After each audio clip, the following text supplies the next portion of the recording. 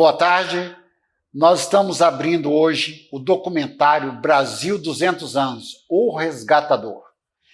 E quem que eu poderia entrevistar para abrir esse documentário? Dr. José Roberto Tadros, presidente da CNC, conhecedor da história do Brasil.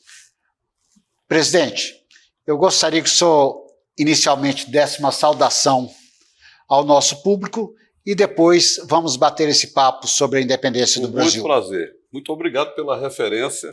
Eu recebi um título de conhecedor da história do Brasil, que não mereço, mas estou sensibilizado. Obrigado, Paulinho. Boa tarde a todos os senhores. É alvissareiro se abordar um assunto de 200 anos da independência do Brasil. Fico muito feliz, Paulo, em ser entrevistado por você numa data tão significativa como sois ser esta. Nós estamos aqui em Brasília, na sede da CNC, Confederação Nacional do Comércio. Presidente, há 200 anos atrás, um pouco menos, né, que nós estamos no mês de maio, houve um movimento, inicialmente, a história conta muitos fatos, mas inicialmente formado pela maçonaria, que culminou na proclamação da independência do Brasil por Dom Pedro I. Eu gostaria que o senhor relatasse, o senhor tem vasto conhecimento, conhece a família nobreza sediada no Brasil largamente, gostaria que o senhor falasse para o nosso público um pouco a respeito desse assunto. Bom, na verdade, é muito oportuno que se aborde isso, porque isso foi um fato único na história da humanidade e na história do Novo Mundo. Por quê? Porque nenhuma colônia de outrora, fosse inglesa, francesa, italiana, portuguesa ou espanhola, teve um fato notório, inédito, que deva ser comemorado por todos nós. E isto nós devemos não a um movimento popular, mas isso foi gestado dentro da Casa Real. A Casa Real decidiu que o Brasil era grande demais para ser uma colônia de Portugal e se estabeleceu como critério a independência do Brasil em 1822, tudo absolutamente gestado, desenvolvido e materializado dentro da Casa Real. Foi a primeira colônia no mundo e única que se teve uma Casa Real gestada dentro da própria Casa Real da nobreza portuguesa, a Casa Real Portuguesa.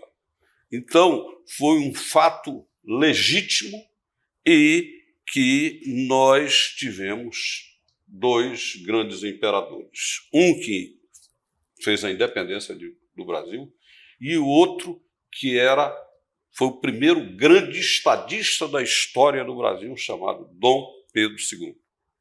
Ele pensou o Brasil do futuro em todos os sentidos. Presidente, o Brasil, naquela época, por ser uma colônia de Portugal, só comercializava os seus produtos com Portugal. E precisava de abrir o seu comércio. Aí já foi só em 1808, Pronto. Quando Dom João VI veio para o Brasil e o Visconde de Cairu abriu os portos às nações amigas. Você está tendo uma aula de história, viu? Essa entrevista aqui, ela vai servir para os estudantes, para você que tem uma história para contar. Preste atenção, muita coisa vai sair daqui. Nós tivemos a segunda maior marinha do mundo, depois da Inglaterra.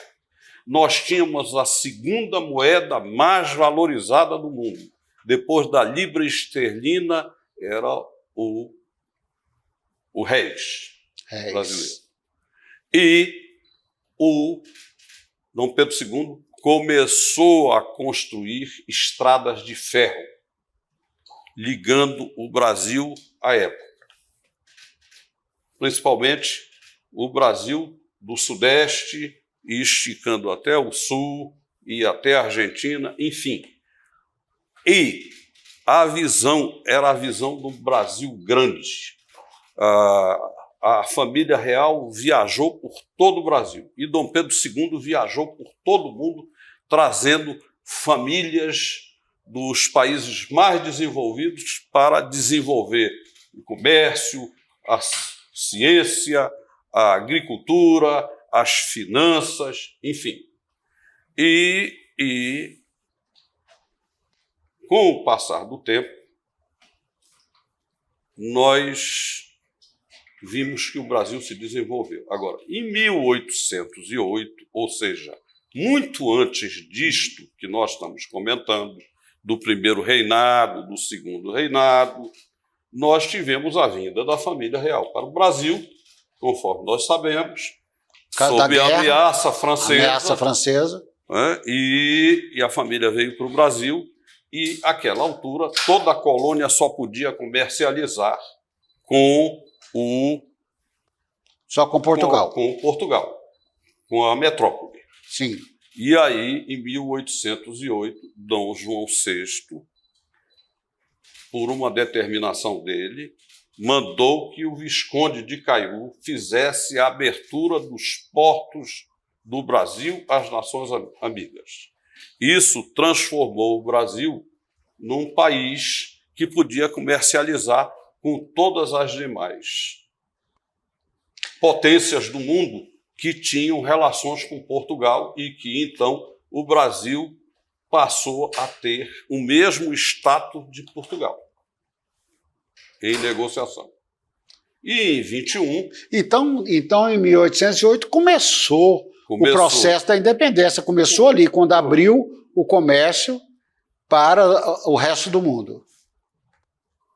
Exatamente, com a vinda da família. E aí, nesse processo é que começou a ser gestado a independência do Brasil. Sim. Lembra que a história conta que Dom João VI disse para Dom Pedro I: Pedro, pega esta coroa, bota em tua cabeça antes que um aventureiro dela se apodere. Lembra disso? Lembro. Ô Zé, o que foi isso? Foi a antecipação do 7 de setembro de 1822.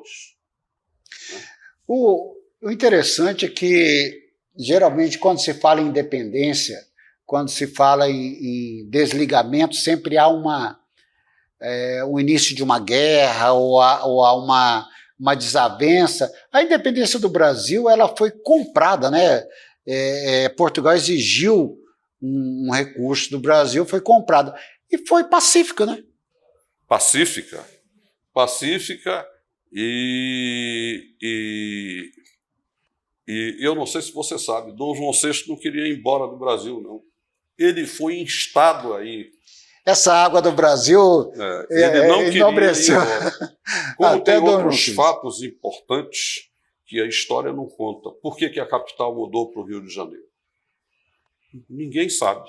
Poucas pessoas, pelo menos. Pronto, você vai acabar de saber agora por que a capital do Brasil saiu de Salvador, né, e foi para o Rio de Janeiro. Exatamente. Saiu de Salvador porque Salvador fica praticamente quase que numa linha reta com a Europa. E havia ameaças de que, a qualquer hora, a Armada Francesa aportaria em Salvador. Então, encontraram um lugar mais ao sul do Brasil, cercado de ilhas, que para entrar na cidade do Rio de Janeiro seria praticamente impossível, porque você entra pela Baía de Guanabara, onde tem várias ilhas, e que seria fatalmente torpedeada qualquer armada que se arvorasse a isso. E aí a capital se instalou no Rio de Janeiro. Olha, isso não está nos livros de história, não, hein? Isso é história viva. Doutor José Roberto Tadroso está contando aqui para você e para mim, né, que eu também não sabia disso, essa história. Com a capital no Rio de Janeiro, naturalmente uma cidade mais ao litoral, o Brasil começou a se desenvolver efetivamente, né? Porque com o comércio aberto, negociando com todos os países, então tinha muito mais possibilidades de desenvolvimento. Sem dúvida. E aí, com o passar do tempo, a família real começou a trazer indústrias para o Brasil, instalando todo tipo de atividade e trazendo pessoas, artesãos de qualidade para que o Brasil se desenvolvesse. Então, é aquilo que eu disse a você. No segundo reinado, se praticou a maior ignomínia que se viu. Dom Pedro II foi vítima de um levante para depor talvez o maior governante que nós tivemos. Um homem culto, que falava várias línguas, que vivia em democracia, que estabeleceu, inclusive, uma democracia dentro dos princípios de Montesquieu, até com poder moderador, que o Montesquieu preconizava no seu livro famoso O Espírito das Leis, que se tivesse situação, oposição e moderador, partido moderador. Olha, esse trabalho que nós estamos fazendo, você está vendo aqui na nossa canopla, Brasil 200 anos, o resgatador. Nós estamos linkando essa história que o Dr. José Roberto está contando aqui para a atualidade. Então, nós passamos, demos uma pincelada. É claro que essa história dá para escrever vários livros, como já foram muitos escritos. Mas agora nós vamos puxando um pouquinho para cá. Não se esqueça da imprensa livre, dos grandes cartunistas que surgiram durante o reinado de Dom Pedro II, e ele não se manifestava em absoluto em contrário com o direito de liberdade de imprensa. Fantástico, isso é bom saber, hein? Nossos atuais governadores, nossos chefes de Estado, deixar a imprensa trabalhar. Presidente, a família real ficou em Petrópolis, ficou em... Qual outra cidade? Vassouras. A família real ficou em Vassouras, ficou em Petrópolis. E hoje em dia, quem são hoje os personagens da família real que podem nos contar um pouco mais dessa história? Olha, toda a família real, né? Na verdade, você tem hoje o herdeiro presuntivo do trono, que é o Dom Luís de Orleans e Bragança. E, na sua imediata sucessão, o seu irmão, Dom Bertrand de Orleans e Bragança. Eles são, na verdade, as duas figuras na linha de sucessão. Primeiro Dom Luís e depois Dom Bertrand. E a família real tem, inclusive, um representante no parlamento, né? Que é o Dom Felipe de Orleans e Bragança, que é deputado federal, foi eleito. Enfim, e tem vários. Tem o Dom Eudes, tem o Dom Joãozinho, que mora em Paraty, e eu o conheço também, como conheço o Dom Bertrand, como conheço o Dom Luís, enfim. Então, Dom Bertrand a gente vai entrevistar já brevemente também, para que ele nos conte um pouco da cozinha, né? da história mais íntima da família real. E tem o Dom Antônio também, que mora no Rio de Janeiro, que eu conheço também e me dou muito bem. De maneira que esta família é quem fez a independência do Brasil. Não foi um movimento popular, não. Foi um movimento da família real brasileira que saiu do ventre, melhor dizendo, da família real portuguesa. Isso foi um fato inédito da história colonial do mundo. E nós só temos que agradecer. E agradecer ao primeiro reinado, que fez a independência do Brasil. Antes disso, o príncipe regente Dom João VI, que abriu os portos às nações amigas, cronologicamente dizendo, primeiro isso, depois o primeiro reinado que fez a independência do Brasil, com Dom Pedro I, depois ele voltou para Portugal e lá faleceu com 36 anos, com o título de Dom Pedro IV. Dom Pedro I do Brasil é o Dom Pedro IV de Portugal. E depois o Dom Pedro II, que foi um grande estadista. Aliás, esse país teve 3 grandes estadistas, na minha concepção. Dom Pedro II, Getúlio Vargas e Juscelino Kubitschek. Muito bem, que história. Estou aqui emocionado, quero agradecer muito ao senhor ter aberto a sua agenda. Eu sei que a sua assessoria já está me dizendo ali que o tempo já está ficando curto, mas eu quero agradecer muito por o senhor ter aberto a sua agenda para nos contar essa história que é muito importante para resgatar esse momento do Brasil. Muito obrigado. Você vai ouvir muito quando você entrevistar o Dom Bertrand de Orleans e Bragança, que é um homem inteligente e lúcido e que conhece muito bem a história da família real brasileira. Presidente, agora eu quero dar um pulo, né? É claro que vamos ter outras oportunidades para contar mais dessa história, mas eu quero dar um pulo. A CNC é quase centenária, já vai para quase 80 anos. É verdade, é de, né? 45. De 45. Então eu queria que o senhor contasse agora um pouco dessa história da CNC para a gente chegar ao momento atual, que eu quero fazer a comparação do que o Brasil é hoje para que os nossos ouvintes, nossos telespectadores possam fazer esse link que eu estou querendo chegar. Bom, vamos lá. Vamos falar do segundo grande estadista depois de Dom Pedro II, chamado Getúlio Dornelles Vargas. Getúlio Vargas, quando assumiu o Brasil era administrado como se fosse uma prefeitura. E ele pensou num Brasil grande. Abstraindo-se os fatos negativos da Revolução de 30, que também não houve derramamento de sangue, se houve, foi muito pouco, e o Estado Novo em 37, que foi muito violento, muito cruel, no sentido de supressão das garantias individuais. Abstraindo-se tudo isso, ele foi um grande estadista. O Brasil moderno começou com ele.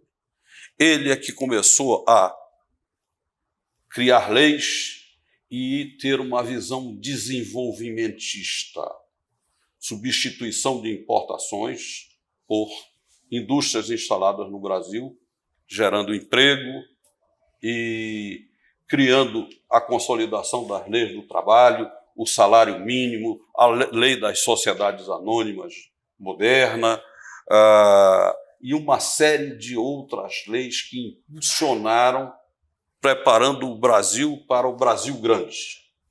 E, nesse bojo, surge o Sistema S. Qual foi o objetivo do presidente Vargas? Ele inteligentemente percebeu que era inexorável o Brasil entrar na sociedade de consumo, porque isso já estava acontecendo nos países que participavam junto com o Brasil, só que o Brasil entrou no final da Segunda Guerra Mundial. E como os homens foram para os campos de batalha e morreram em muita quantidade, as mulheres, notadamente nos Estados Unidos da América, foram ocupar esses postos de trabalho dos homens que foram para a guerra. E aí aumentou a renda familiar, porque a mulher começou a ocupar mercado de trabalho de onde ela não saiu mais. E dobrou a renda familiar. Se antigamente o homem era o único provedor do lar, passou a aumentar consideravelmente a renda familiar. E com o aumento da renda familiar, houve um impulsionamento da sociedade de consumo. E o presidente Vargas percebeu que o Brasil tinha tudo para ser uma grande potência e o que precisava era se criar mecanismos de valorização do trabalhador. Eu acho que é por isso que o senhor considera... Meu pai também era o grande admirador de Getúlio Vargas. Meu pai trabalhou na construção da Ponte Rio-Niterói. E essas conquistas que o trabalhador foi... Eu acho que o senhor vai chegar lá, mas deixa eu só antecipar. Essa qualificação e as conquistas do trabalhador que fizeram de Getúlio Vargas um grande estadista. Mas não só isso. Ele também estimulava o empresário, estimulava os lucros e criou leis restritivas à importação do que tinha produtos nacionais. Tu criavas uma fábrica, ele criava restrições. Da mesma forma, para que o teu concorrente estrangeiro não sufocasse a tua empresa no Brasil. Hoje em dia, talvez não seja aceitável, porque a economia é globalizada. Mas, à época, todos os países procuravam ter uma base industrial forte e de substituidora de importações. Porque o que acontecia? Você exportava o seu minério, daqui a pouco você importava o produto acabado 10 vezes mais do que você tinha exportado. Escuta, presidente, e hoje é diferente, é? Olha, melhorou muito, Paulo, melhorou muito e hoje, veja, a concorrência é muito grande no mundo afora. Mas o Brasil é o grande exportador de commodities ainda. Ainda, mas... Nós mandamos o petróleo lá para fora e compra gasolina lá de fora mais cara do que aqui. Veja bem, mas não se esqueça de uma coisa, que o Brasil, ele, com o passar do tempo e com as mudanças no processo econômico, quer um exemplo? Estados Unidos não tem mais quase indústria. Houve uma mudança muito grande. Estados Unidos jogou as indústrias para o Japão, depois para os tigres asiáticos, depois para a China, a área de informática para a Índia, os call centers todos estão na Índia. Mas, presidente, isso a longo prazo... se preocupa muito com tecnologia. Por que isso tudo, Paulo? Porque a mão de obra subiu de tal ordem que eles começaram a botar as suas indústrias em países cuja mão de obra era barata. E as indústrias poluentes para outros países para evitar a poluição do ar. Então, tem todo esse somatório de fatores que outrora não se abordava. Então, quando você quiser raciocinar em termos de Getúlio Vargas, você tem que raciocinar a época que ele viveu. Você, hoje em dia, por exemplo, você compra pela internet. Então, é uma realidade diferente do mundo de hoje. Mas o Vargas criou leis, modernizou o país e, no que diz respeito ao sistema S, o que ele quis? Quis dar ao trabalhador o direito ao lazer, à cultura, à saúde, à alimentação e criou o sistema S do SESC e SESI. E instrução, o sistema S do SENAC e do SENAI. Com que objetivo? Preparar a mão de obra qualificada. O Brasil não podia ser uma grande potência industrial, nem uma grande potência comercial, se você tinha um atendente, digamos, na loja que não sabia fazer cálculo, que não sabia oferecer o produto, que não sabia falar o português direito, porque ela tinha vindo do campo. Grande parte do desenvolvimento industrial de São Paulo foi de gente vinda do Nordeste, do campo. que mal falavam português corretamente. Pouca qualificação. Então, e outra coisa, o lazer era privilégio das classes abastadas. Então, o que o SESC passou a dar? Lazer, em que sentido?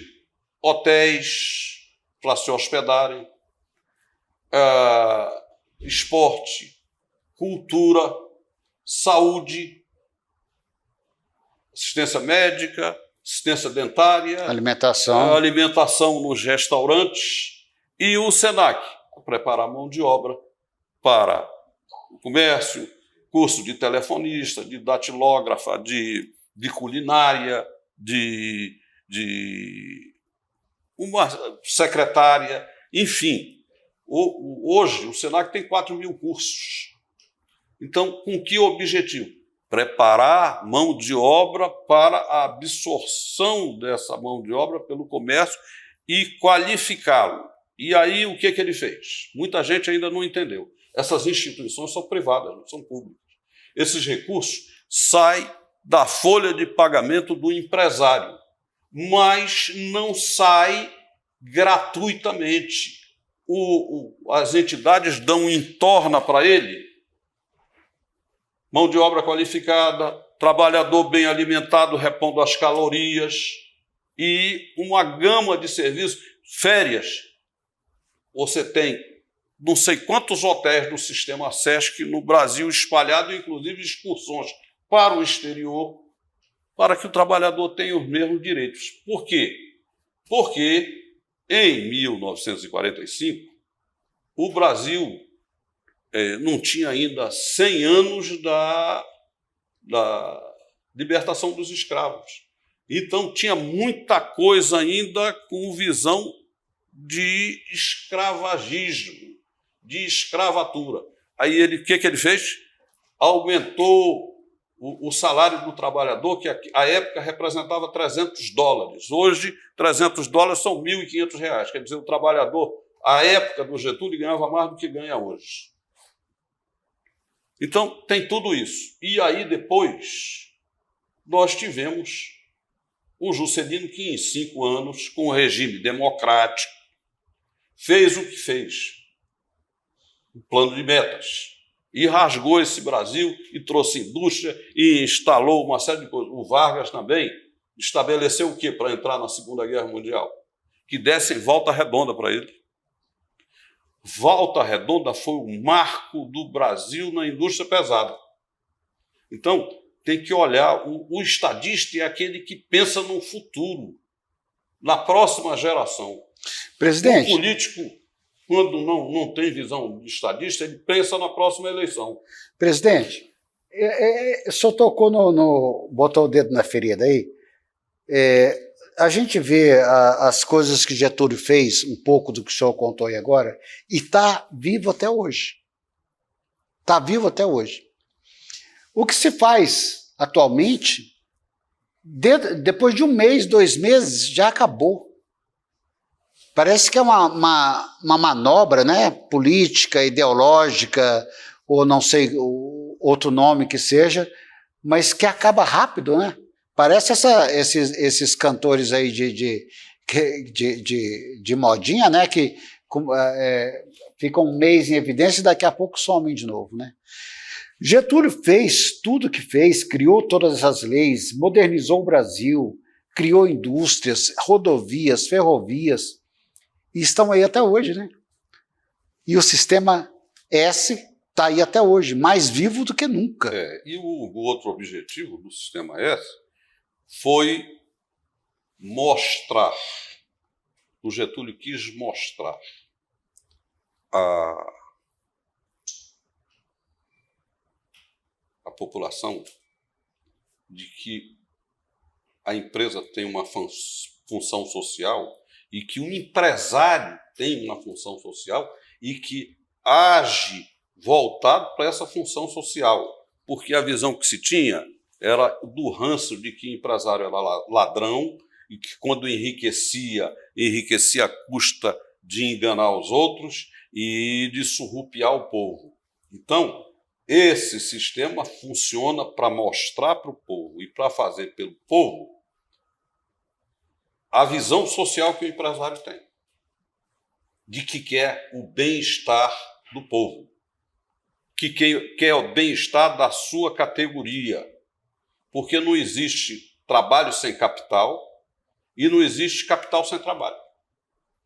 Então, eles têm que marchar juntos. Esse antagonismo entre capital e trabalho, isso é uma coisa tão antiga quanto as cavernas. O capital e o trabalho têm que andar juntos. E eu propugno todo dia que o trabalhador tem que ser remunerado. Porque nós viemos para este mundo para desfrutar. Está na Bíblia, né? Todo trabalhador é digno do seu salário, né? Você está assistindo uma entrevista única, exclusiva, com José Roberto Tadros, presidente da CNC, Confederação Nacional do Comércio, contando a história do Brasil. Nós temos aqui, estamos fazendo o documentário Brasil 200 anos, o resgatador. Vamos resgatar agora a história da CNC, criada na era de Getúlio Vargas, e veio desenvolvendo uma estrutura. Hoje, a CNC é a Confederação Nacional do Comércio, Serviço e Turismo. Bens, Serviço e Turismo. Bens, Serviço e Turismo. Eu queria, agora, eu quero que o senhor fale um pouquinho, já chegando mais à atualidade, eu quero que o senhor fale agora na sua gestão, o que a CNC tem feito em prol do desenvolvimento do Brasil. Tudo o que é possível. Estamos em todos os fóruns internacionais. Eu me faço presente em todos os quadrantes do território nacional. O trabalho desenvolvido pela CNC, nós estamos em perto de 2.500 municípios, SESC e SENAC, prestando serviços à população. E, enquanto Confederação Nacional do Comércio, nós mitigamos os conflitos entre capital e o trabalho. E propugnamos que a empresa dê lucro para ampliar as suas atividades e que o trabalhador seja muito bem remunerado para que a sociedade de consumo funcione e nós tenhamos um Brasil onde todos nós possamos nos orgulhar de não ver pessoas pobres dormindo nas calçadas, não tendo o alimento suficiente do dia e recebendo um salário que não dê para manter a sua família.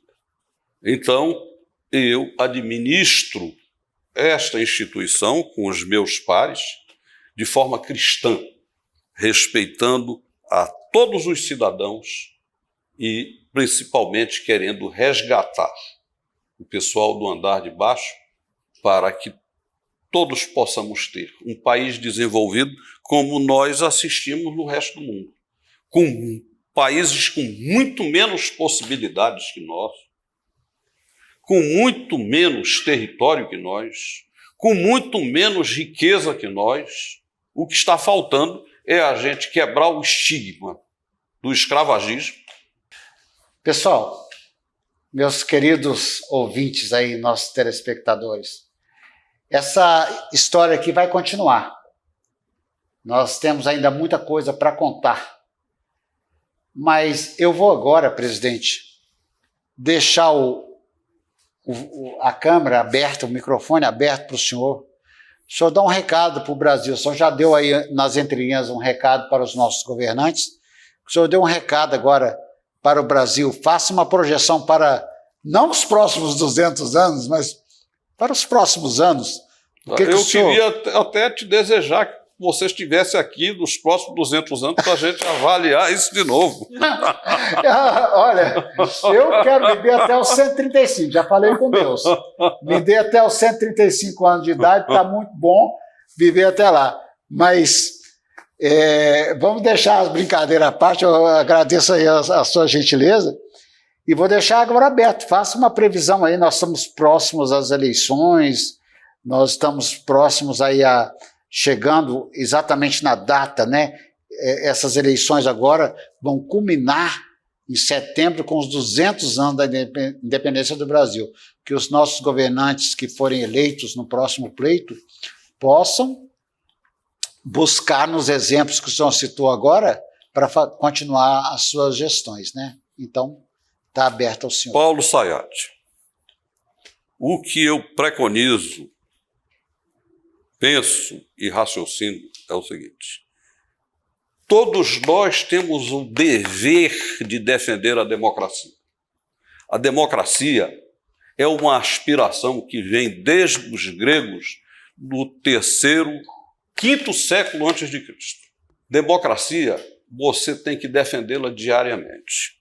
Observe que todos os povos que viveram sob regime de democracia e vivem sob o regime de democracia, e até aqueles que viveram recentemente sobre o regime de ditadura,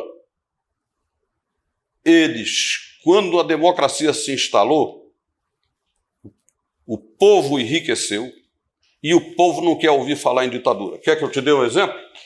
Alguém em Portugal ainda quer falar em ditadura salazarista? Alguém na Espanha ainda quer falar em ditadura franquista? Alguém na Alemanha ainda quer falar em ditadura hitlerista? Misericórdia. Ou na Itália, ditadura do Duce Mussolini? Não. Todos esses países vivem na abundância, na riqueza e longe de guerras. E aí a gente assiste hoje o seguinte: tem um país que é o maior território do mundo, que vive sob a ditadura, e que o ditador resolveu invadir um país bem menor do que o dele, chamado Ucrânia.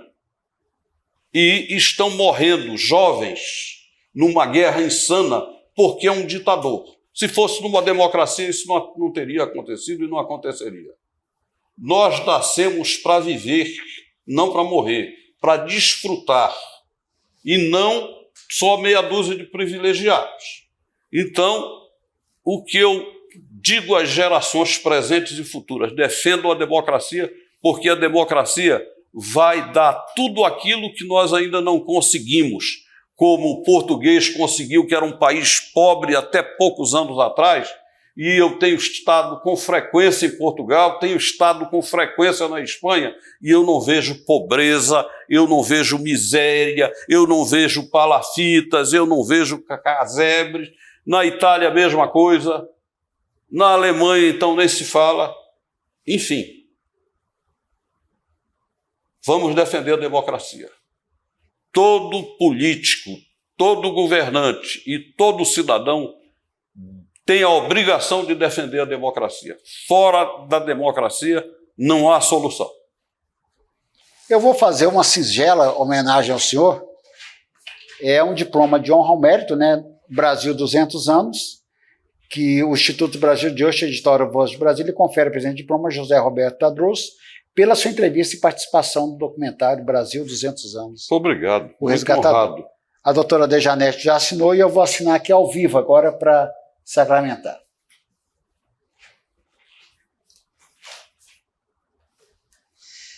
Vou pedir para o senhor... Muito obrigado, Paulinho. Mostrar para a câmera. Muito obrigado. Obrigado ao senhor. Muito obrigado, Paulo. E agora, finalmente, nós nos despedimos de você, agradecendo a Deus por este momento, essa primeira entrevista de um hall de 150 personalidades que participarão deste projeto.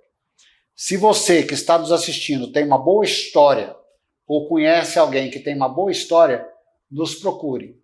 Mande um WhatsApp, mande um e-mail, para que nós possamos também te entrevistar. E assim nós vamos te agradecendo por ter assistido essa brilhante entrevista do nosso presidente da CNC, te convidando para assistir no nosso canal do YouTube, que já conta com quase 3 milhões de formadores de opinião, para que assista essa entrevista, compartilhe e até a próxima. Fiquem todos com Deus.